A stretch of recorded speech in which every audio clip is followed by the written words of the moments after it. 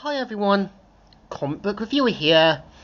This time reviewing on issue 3 of Kick-Ass from the 2018 comic book series. Now, as you know, the 2018 version of Kick-Ass is meant to feature Patience, who is meant to be this former war veteran from Afghanistan, and of course the whole point of the story makes it clear of a simple hard truth moral. Getting involved in crime, the dangers of what can go wrong, as well as the fact of not quitting while you're ahead. And the cover mainly has Patience deal with her first actual supervillain, so let's get on with the story. The story mainly starts off about a guy who is interested in the whole Civil War reenactments, but of course ended up kind of getting involved with a really shady guy, and turns out this shady guy is a dangerous, corrupt, and if not, dangerous killer. And of course, we kind of see right away, gets his gun ready, saying, "This is for Hoops Lukiko, you two-faced," and then he gets blasted, and of course, gets his other gun, and him saying, "Nobody disrespects my boss," and ends up killing him.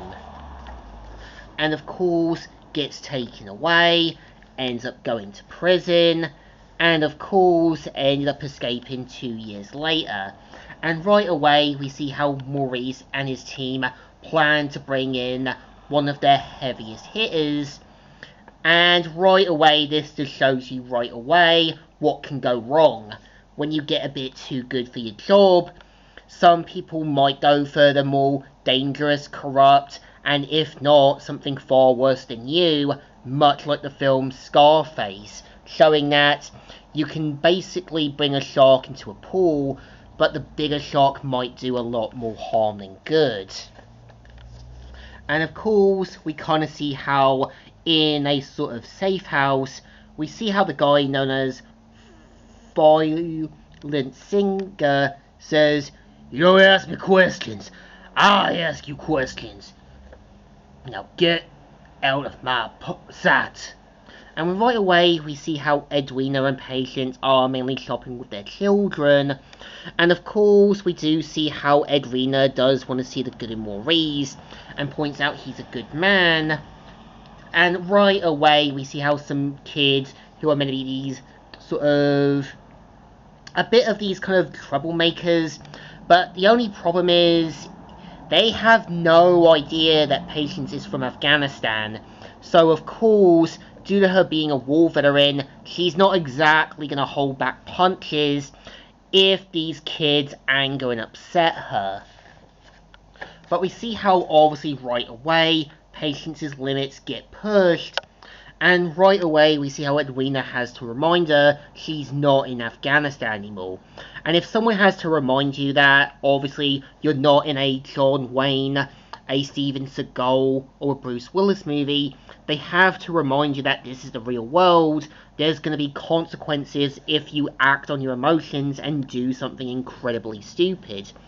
And we see how Patience is practicing her skills to get ready, so of course wants to kind of try something else. And with what little leftover money she has, decides to donate to charity, showing that, well, she did splash the cash, she does want to do something nice and epic for someone else. And we even see how her son tries to kind of find people who might want to be helped with, but we see right away she decides to rob a DIY home store, and as soon as she gets in, she ends up taking on numerous henchmen, and of course mainly gets the guy to sort of help out, but turns out she's now in the trap of Maurice. And right away it turns out the cop was a gag, the person who arrested Philocinia, and of course things like a car, balloon, and gags and so forth. And I think this is where we see how Patience now realizes this is no longer kid stuff. This is her now seeing just how serious and violent this is all getting.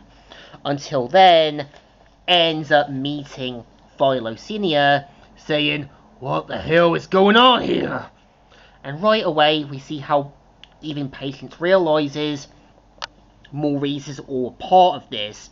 And this is now Patience realizing that she's met someone just as bad as her, showing, well, one person is doing crime and questionable things, one only did it with good intentions, that only got a lot worse. And we even see Philo Senior saying, "Who are you to come here and ruin my night like this?" And we see right away that he decides to become a villain, and him saying, "That means I need a gimmick like a guy in the Batman movies, the one that flips the coin."